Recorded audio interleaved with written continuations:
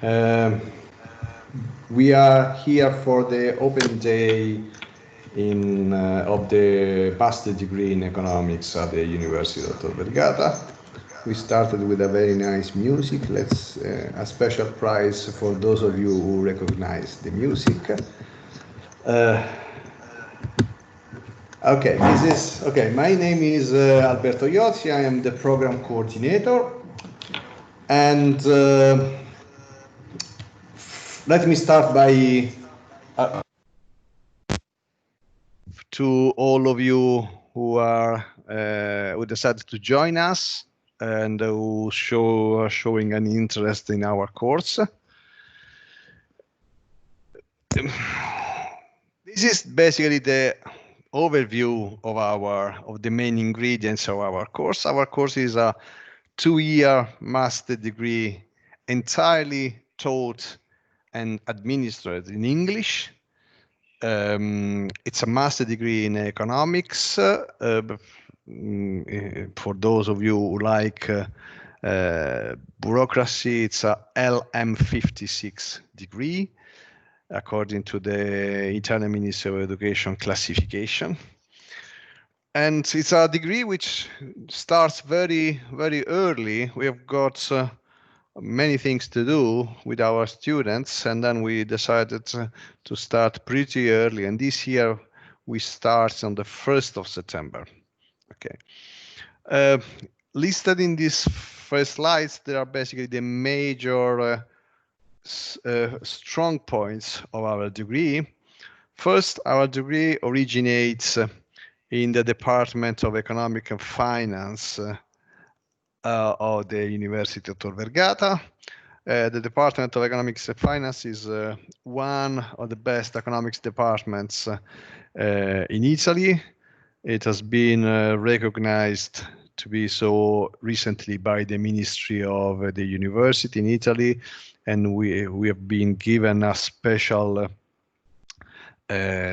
grant to further develop our program, our department, and all the programs which are offered in the department. And we are trying to use this grant to hire new staff and to improve all the structures, infrastructure in our faculty, and to make it better. We know that we have to go against a few exogenous facts, like being not exactly in the center of Rome, and like being not easily reachable by the center of Rome. But once you are in our faculty, in the physical building of our faculty, we really strive to give you the best possible experience, both academically and not. These are very difficult times for the academia, both for students, for teachers, and for the organization. We've been really stretched to the limit by the new emergency, but all the new requirements that the health emergency has imposed on us. But we've learned a lot since last March. Basically, we are completely online, both in terms of teaching and in terms of evaluation, exams. And I must say that, given that it was really an emergency, we've been pretty good at coping with this new situation, and we have learned a lot. We don't know exactly how the situation will be in September, but what we have learned that we need to be ready for possibilities. So we devised a lot of contingent plans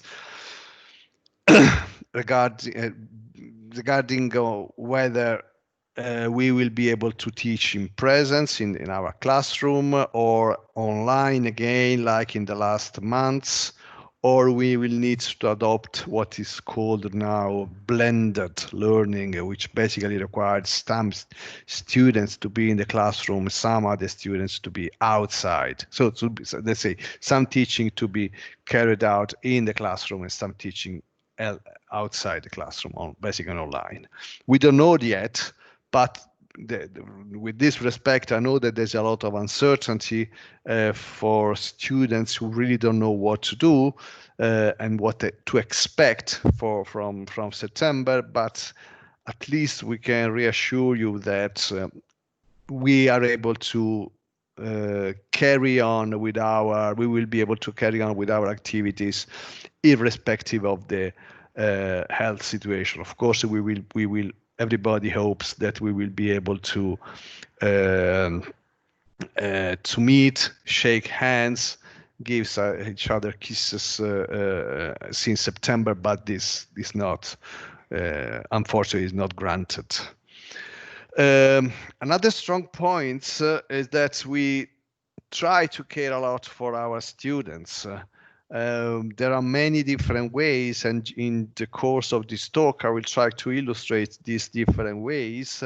And one of the ways which has been left out by this presentation, but I want to introduce to you, is that we'll assign a personal tutor to each of our students. And this personal tutor is typically a member of the staff. I mean, a professor of the department, a professor teaching in the course, involved in the course, and this tutor has the duty, in a sense, to follow the students whatever problem the student encounters.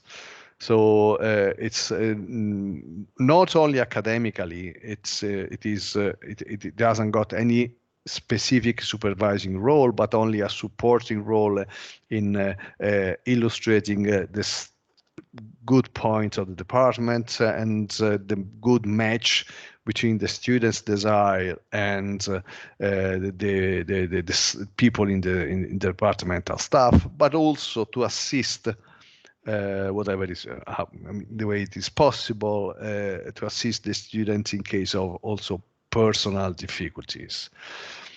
The last point that I want to introduce here, and that I will discuss a bit more later on, is the placement. We have very nice placement, so our students are able to find very nice job, both inside and outside academia. And actually, at the end of my brief talk, you will hear the direct voices of two former students of us who are working in one in the private sector and another one.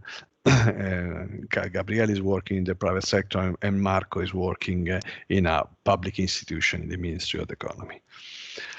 So I was mentioning our course is a economics course.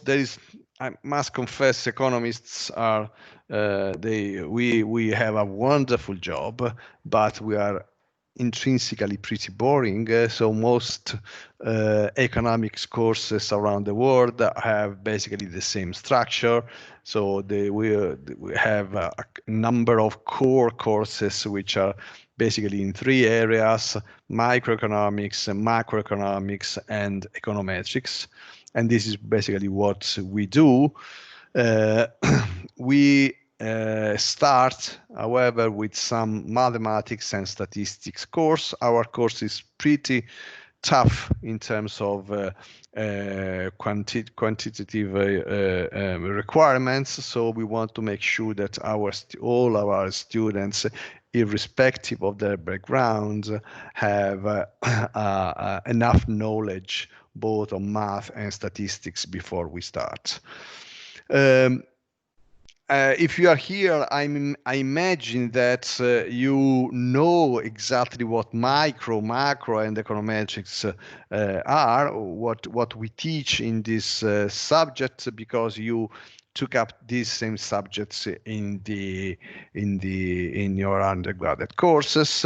However, don't worry, you will not get bored, because macro and econometrics are now such big fields, such that, I mean, during your undergraduate courses you only scraped the very surface of this body of knowledge. So we will try to accompany you in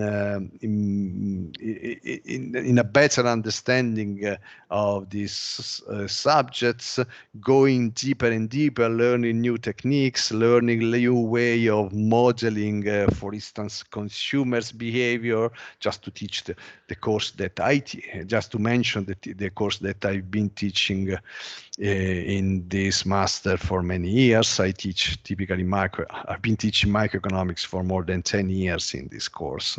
So there's a huge difference between the demand curve that you learned during your undergraduate courses and the micro that you will encounter here. We will able to deal with many different issues, uncertainty, aggregation of different consumers, demand system in which demand varies with the behavior of firms, and many other things. During your first year, you will also be able to choose an elective course. I will give you a list of these courses, and plus, right from the start, we want to teach our students to be able to put their hands on a computer, because we know very well that this is what typical economists do. We use a lot of different software. I mean, in our job, we use a lot of different software depending on the kind of work that you want to do and the kind of specialization you have. But in this sense, we try to teach you what are the most common for an economist, and so we introduce you to MATLAB, to Python, to R, and to Stata, which are the most common software that you normally use that you will use during your professional career. Then the second year, we start with some more specialized courses. We have some courses in law and economics, public sector economics, labor economics, plus you have 2 elective courses. Again, the list, I will give you the list in a second. But it is also important that during these second years, some of our students decide to pursue their academic career abroad. We have a lot of opportunities that I will describe later on. Typically the most common path that our students follow, and on the one hand, they will go to another university with which we have a double degree agreement, and here you see the names of the university, or they will basically use the Erasmus program. It's called Erasmus Plus, but basically you go and spend a semester abroad. There is some difference between these 2 programs, but I will tell you in a second. Before this, I want to introduce the electives that we are planning to use next year, to offer next year.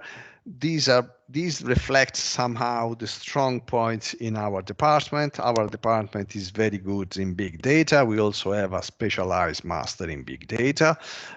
We are very good in environmental economics. We are very good in health economics, in industrial organization. Just to give you an idea, the president of the Italian Association of Environmental Economists is teaching in our course, and industrial organization, the former chief economist of the European antitrust is teaching our course.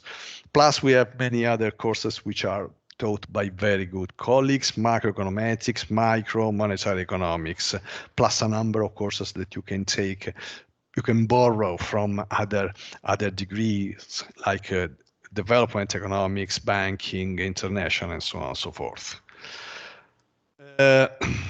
During these 2 years, however, we try not only to teach you economics, to teach you the different sides of economics, but we also try to help you become a professional in our activity. To do so, there are a number of things that are useful. For instance, now most of the professional economics writes papers using LaTeX, which is not exactly a word processor, but is a sort of writing software. I don't know the exact definition that computer geeks use. And then we have a course of this. We also assist you in getting the certificate for MATLAB, one of the software that we teach and that it may be helpful in your professional career. We also instruct and pay, which is not that unimportant, some of our students to participate to the econometric games that every year take place in the University of Amsterdam. Another activity that we are very happy we are able to offer is some career orientation. We have some career orientation activities. Normally, these activities not only are offered by our members of the staff, but also some past students and some professionals come around and share their experience with our students. And as you know, in this environment, learning from others not only new pieces of knowledge, but also how to behave is extremely important. I was mentioning before that the dual degree programs, we have an agreement with two good universities in Europe. One is Gothenburg in Sweden, and the other one is Constance. Basically, this implies that you spend if you enter this career, you spend the second year of your degree at this other university, not paying fees, because the fees are only the fees that you pay here in Italy. And at the end of the 2 years, you have 2 degrees, basically, the degree from Tor Vergata and the degree from the other university. And at the moment, we are able to offer 4 positions for these 2 universities, and and the 4 students are typically selected at the end of the first semester of the first year. But this is not all. We try to do basically 2 things. First, we try to stimulate students to perform well, but also we try to lighten the burden that we know it's pretty important, which is the cost of your education. We know very well that education is pretty costly to take up. And then we try to help the best students. So we have many different ways in which we help our students. We have some scholarship offered by SOSE, a state-owned company.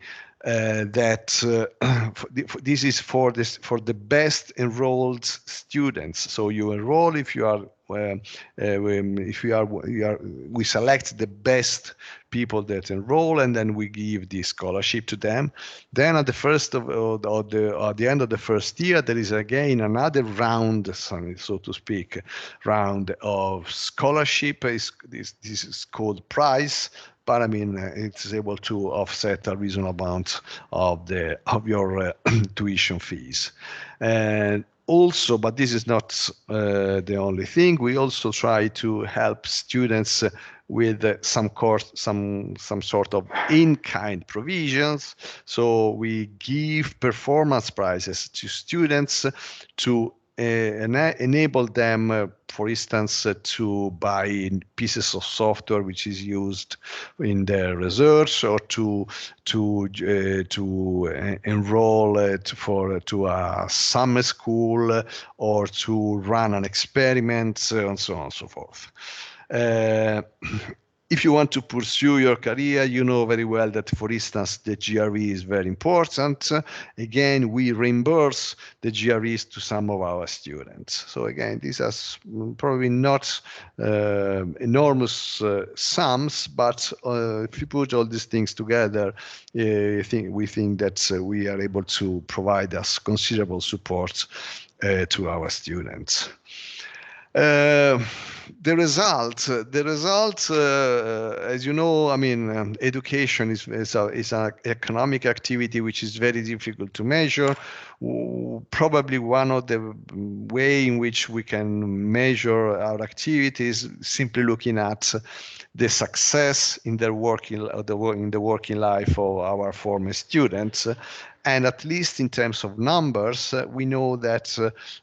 Almost 95% of our students are employed after 6 months. After 6 months, which is pretty good. Notice that only getting this number is as a sign of the care that we use for our students, because this means that if we follow our students to have continuous information about the working life, and to see if we can assist, or also if they can assist, because you will see in a second that two former students of ours are here to help the course exactly because they probably they had a nice experience with the course. Uh, There are here we have an example, a list of possible careers for our graduates. Probably this list is surely is not exhaustive, in the sense there are many other possibilities, but broadly speaking, our students follow two different careers. Either they pursue further studies, typically going for a PhD, or they enter the job market immediately. And we are pretty happy as to what happens to our students, because we have very nice experience for all our students in both directions. Just to give you an example, here we have a list, not a list, not a real list. We have examples of what some of our former students are doing. On the top right, you see Marco, that will say some words after this talk. But we have also some other students, like Gabriella, who intervened in the first open day this year.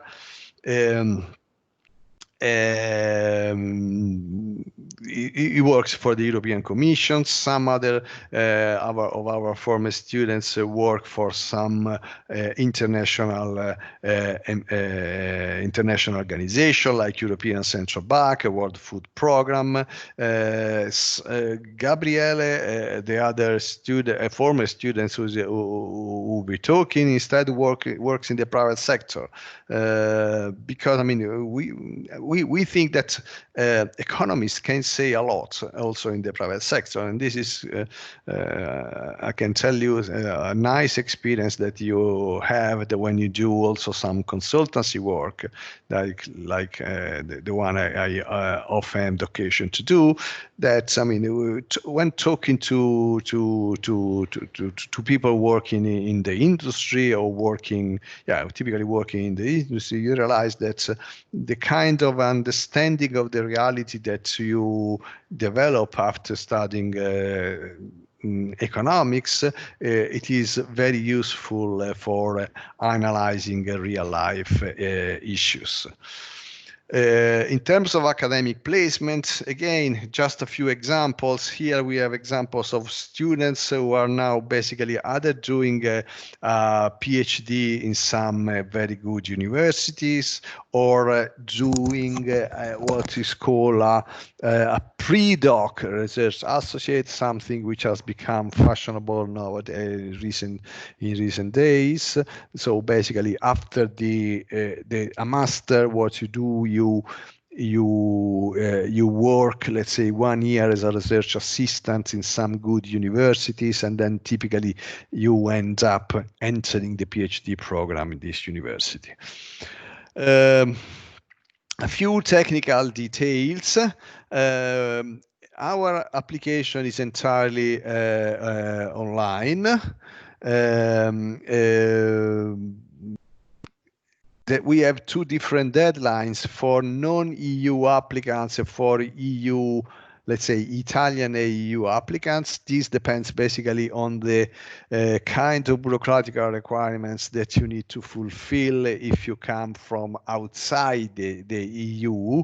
Notice that when I say when you come from outside, I mean that you already that you are outside. If you instead, even if you are your nationality is not EU, but you already are resident in Italy and you have a residence permit, your life is much easier. And then in this case, the deadline for your application is the 16th of August. For all non-EU applicants, because of the length of bureaucratic process of the application and visa and everything, we ask people to apply a bit early, let's say the 30th of June. What do you need? You need not much actually for the application. What is compulsory? You need, of course, an identity document, a CV, some copy of your diploma, high school, and a bachelor diploma, and as I said, a CV. This is what is compulsory. However, we strongly advise all who wants to apply to add to this compulsory document some non-compulsory documents, which are, however, very important. For instance, a motivation letter and a reference letter are something that we really look at very carefully when we choose our candidates. English certificates are not compulsory, even if they may be useful. Normally, we don't look at them very much. But the course is entirely taught in English, so would be really silly on you not, to join the course if you don't know English enough. In terms of the deadline, notice that the deadlines are pretty far away, but we strongly advise you to apply soon. We normally evaluate the different application in quite in a relatively short time, let's say no more than a week. And so if you apply now, you have your answer in a week, and then you can get some peace of mind. Notice that it is not needed to have already obtained your undergrad degree before applying. You can, however, we want you to have your degree before the start of the course, because when you start the course, you won't be able to be distracted from the course itself. There are lots of lots of initiatives that can help you in these difficult times. One is provided by the School of Economics. So not only by our degree, is called the Vigilia Project. Some of you, at least those who studied in Italy, knows that Virgilio helped Dante going around the Inferno, Paradiso, and Purgatorio, and this is basically what happens. Someone will take care of you in going around the difficulties of these days, how to apply, what to do, if to apply, what to expect, and so on and so forth. And there is a continuous interaction. And on the web page of our faculty, you can have access to this initiative that some students found very useful. What I strongly recommend to you is to refer to our program office, which is made of Camilla, Jennifer, and Susie. I think that they all of them are here, and they are extremely good. Not only good now in helping you applying, but you will, if you decide to apply and to enroll to our program, you will see that they will be able to help a lot during the entire course of your study. The program office can be reached at this email address, and there is also the telephone line that you may want to call. We have a website where all this the information that I gave you are very well detailed, so you can have actually much more information than I was able to convey in this short talk. And that is basically it. What I would like to do, I would like simply to thank you for your attention. I really hope that I will be able to evaluate and accept your application in the next days.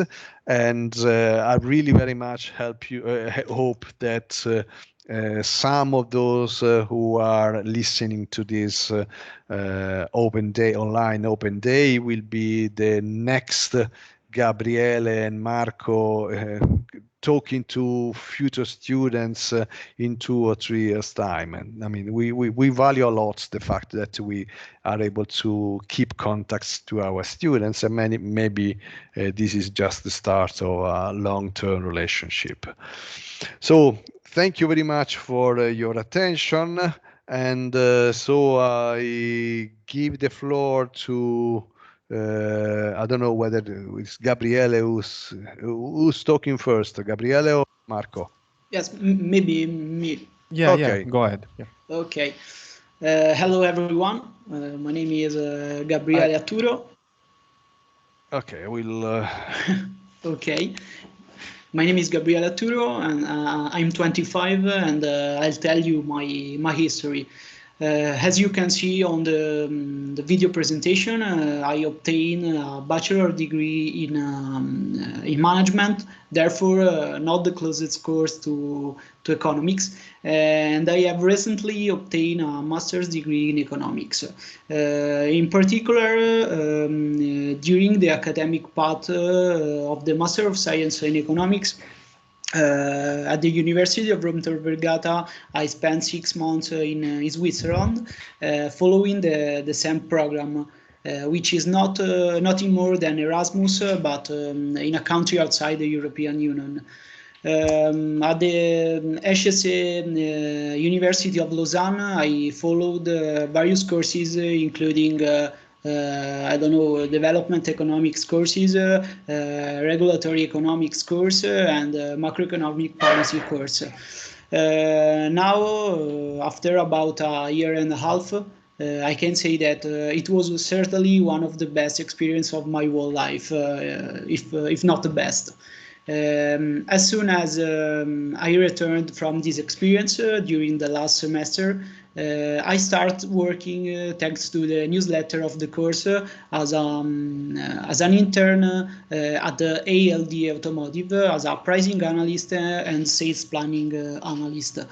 In this regard, ALD Automotive belongs to the Société Générale Group and is a French multinational leader in Europe and one of the main players in the world in the long-term car rental and fleet management sector. After these 6 months as an intern, since last September, I have been hired with a permanent contract as a sales planning analyst in the remarketing area of this company. In particular, I currently deal with the performances of sold vehicles returning from the rental, and with the creation of ad hoc reports of current and future sales. For what it concerns recommendation of the choice of your master, try not to be influenced in the choice, and don't be afraid. Try only to understand what you want to do once you have finished the academic path based on your personal ambition and predisposition. It's obvious that this course, like the Master of Science in Economics, prepares you for a career in the public sector or towards organization rather than others. But certainly the private sector is not excluded from the start. Not by chance, many of our colleagues of our course, like me, is now working in the private sector. So now I leave the floor to Marco and to your questions. And if you have questions, don't hesitate to ask us. All right. Thank you, Gabriella. And thanks for having me, actually. For starters, I'll say that I had my bachelor at the University of Tor Vergata, and I studied already in English in the Bachelor of Business and Economics. So I'm trying to put myself in your shoes right now, that you have to decide whether you want to join in the Master of Science in Economics or not. You want to decide whether you have to choose another path. Or I remember it was straightforward to me because I was already in the environment. I had the opportunity to talk with professors. I already met some of the professors in my bachelor, and I also found them again in the master. And of course, I remember you, Marco. Yeah, I remember teaching you. Nice. And yes, Professor. Yeah, I had Professor Iozzi actually both in my bachelor and my master course, and I was glad about that. No. And anyway, I knew the environment. That's what I was saying, and I knew that the master offered what I was looking for, because I had the opportunity to go through different areas, different topics in finance, business, and economic theory. And of course, I decided to go with economic theory. And I think if you're following us, you are leaning towards that path. Well, in that case, I think that the Master of Science in Economics can offer you a very wide perspective and a variety of on a variety of topics, and can actually help you deepen your knowledge in many areas, so as to help you understand the areas of interest for you, the areas that are the most suited for you, and that you can follow through with your path. So it was a bit straightforward for me, and I gotta say that it was tough, as the professor was saying. It was tough at the beginning, but especially with the courses in mathematics and statistics, because yes, of course, I won't lie to you. You will have to study. You will have to study a lot, and especially at the beginning. But you get used to it, and everything that is taught to you is helpful in your next courses, and very likely in your career. Actually, the one aspect I really liked about the master was the possibility to experience many different softwares. As for in the MATLAB case, maybe in my case, MATLAB most of all, I also had the opportunity to to get the certification of, for MATLAB. I was among the first students who got the certification, and I was reimbursed also. So there is also a monetary help, which is not bad in my opinion. And the aspects I want to highlight in my experience in the master is that, given also the numbers of the master, because there are not many students, they really take care of you. And you can interact with professors and with the secretaries if you have any needs, if you want to be helped and you need something, or of course if you want to deepen your knowledge in some specific areas or contexts. For concerning my personal experience now, also for my job position, well, I always had the idea that I wanted to go with a career in public institutions. So it may be the most straightforward path in when you are taking a master course in economics, or even though, as Gabriele said, there are many opportunities forwarded by the Secretariat in order to also enter in the private sector. But in my personal case, during my master course, I was actually able to find this call. It was a public call, because in Italy, if you want to go for a public administration position or a public institution position, you will have to go through quite a long public examination. So I started, I remember, with the first turn of public examination during my master course, and I didn't prepare exactly for it and specifically for it, but thanks to what I had been studying in the first year of my master, I was able to, I would say, easily go through the questions about economic theory. And then I was able to go on with the other turns of the public examination. And in the end, in last December, I was hired in the Ministry of Economics and Finance. And it's not easy to explain to foreign students and foreign guys my exact position because of all the bureaucracy and stuff like that. Let's say that it's written that I am a quantitative officer. Let's say in the UK that they call them civil servants. Let's say that I am an assistant but the public examination I took was specifically for quantitative economics and statistics profile. And as of right now, I was assigned to an office whose tasks are those of monitoring the cash flows in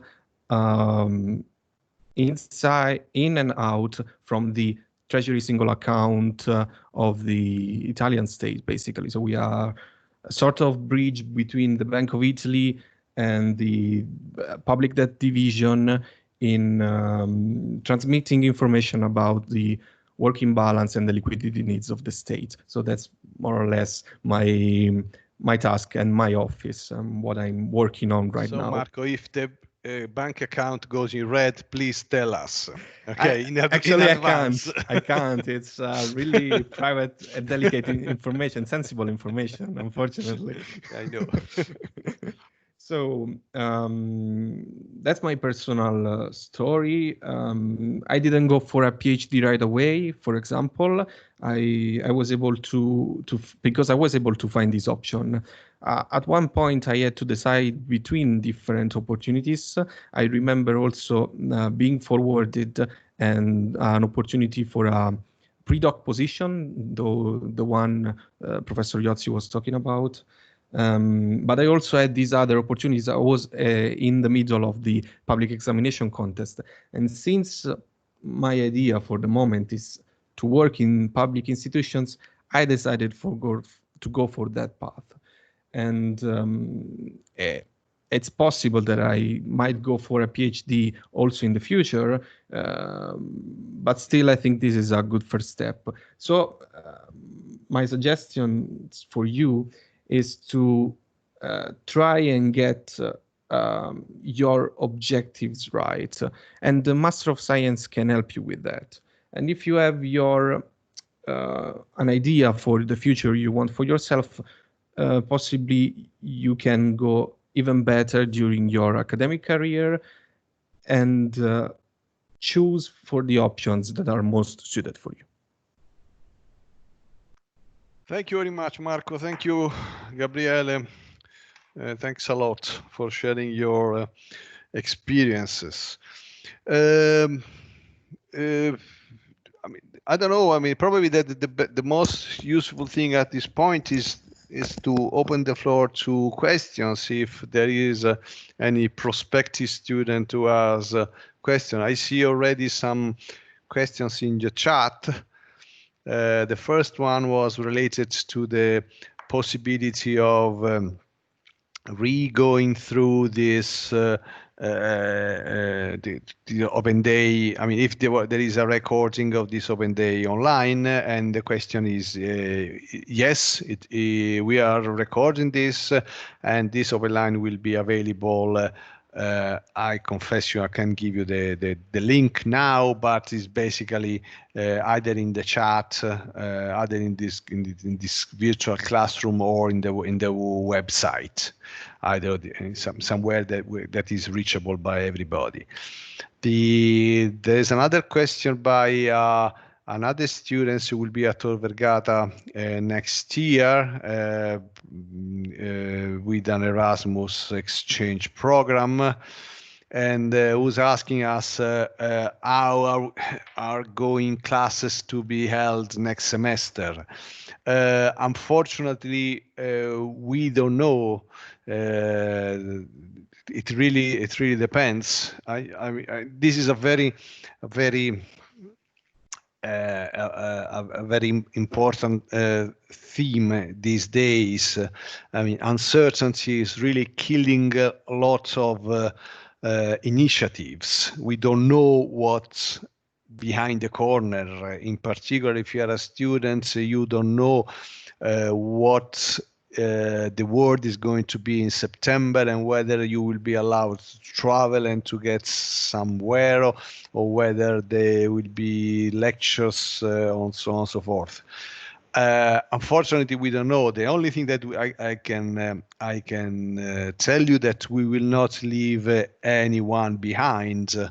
We are still waiting for instructions both from the government and the university, that they condition us a lot in our choices, so we can't decide on our own what formats will have the lectures next year. But what I can guarantee is that we won't let anyone alone. So if you are allowed to sit our lectures, no matter what the situation is going to be, you will be able. There will be lectures, and you will be able to follow our lectures. As regarding to your personal organization, your personal life organization, probably it's really too early at this stage to tell you something. Whatever we tell you, will be subject to revision shortly. Any other question? There is a question by Elena Isabella. I'm a student of the second year, Scienze dell'Amministrazione, class 36, not included in application requirement preve.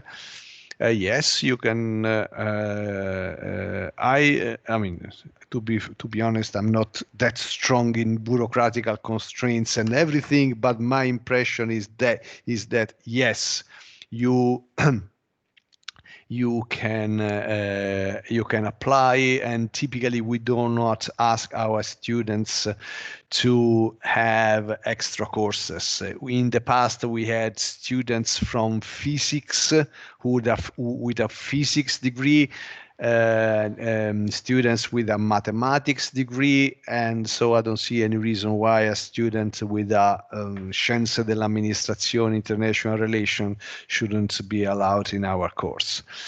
But again, main comment, ask the program office, and they will be able to tell you a much more precise answer than me. Research seminars on the master level, we don't have research seminars. We have the research seminars.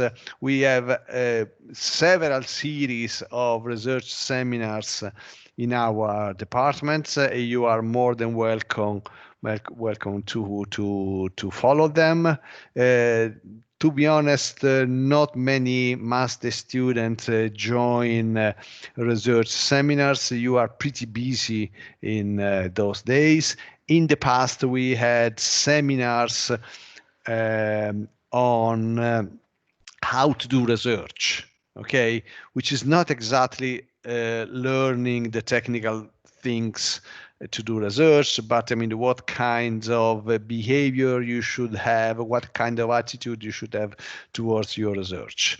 And we found, I don't know whether we will be able to replicate this seminar this year, but they will be very, very helpful.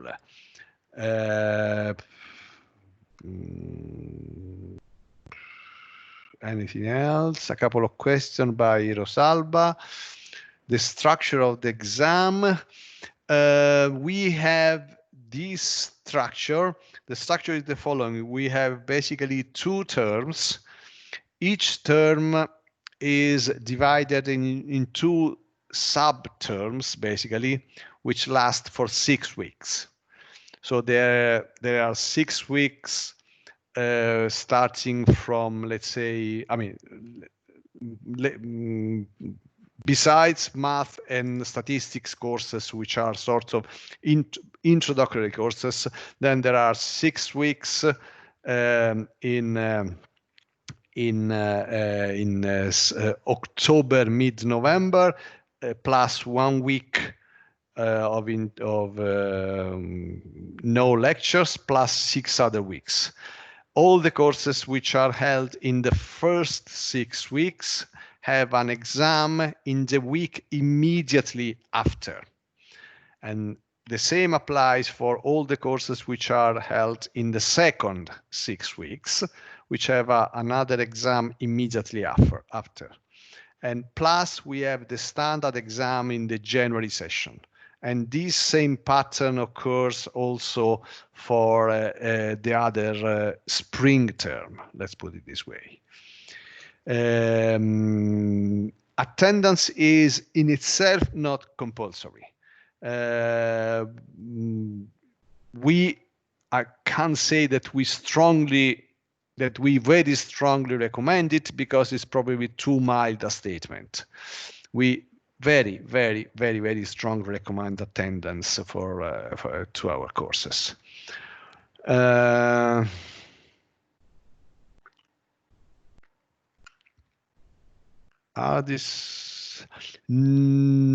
seminar series are not given any credits. Only our course are given credits. That's it. I don't see if there are any. If you have additional questions and I'm missing them, please open your microphone and ask your question. Also, if you want to ask something to Gabriella, to Marco, they are still with us, and then they will be happy to answer.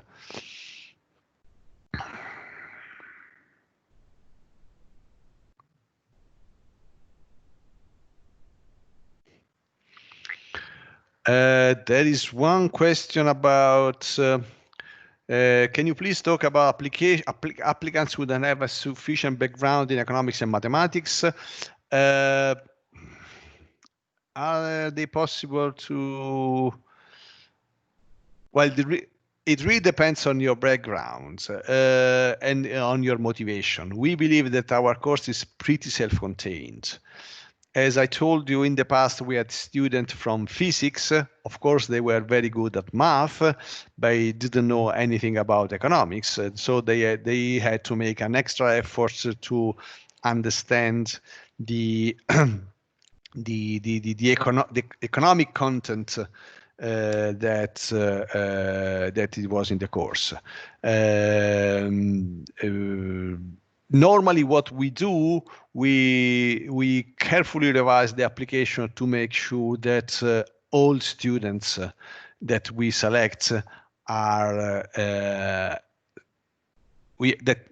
are able, at least in expected term and with a good effort, to have a successful career in our degree.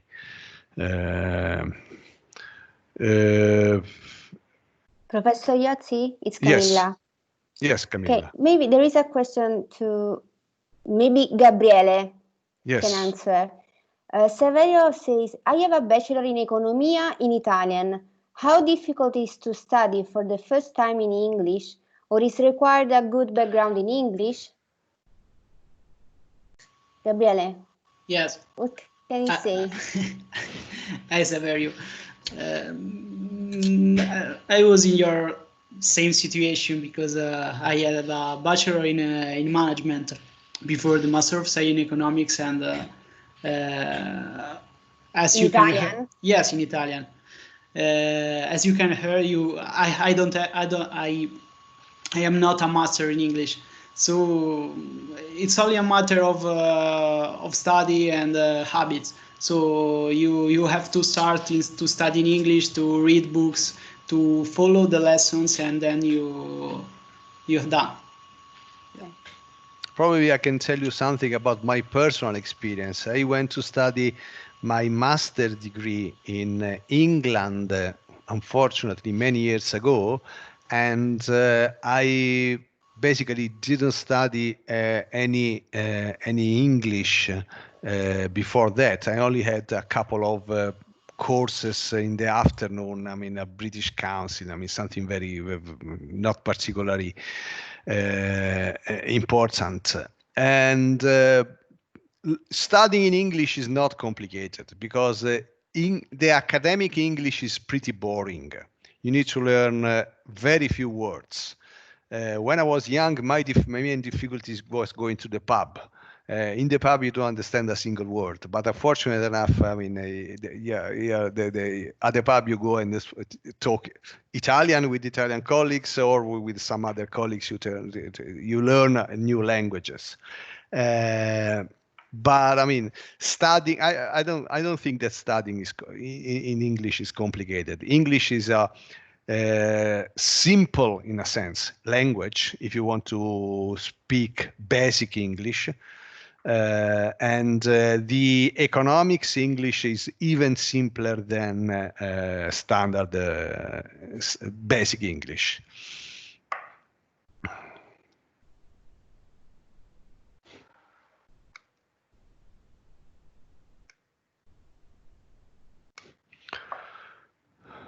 Okay.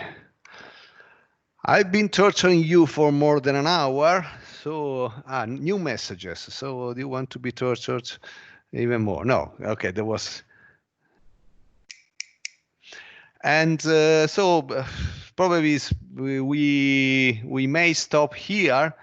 As I said, the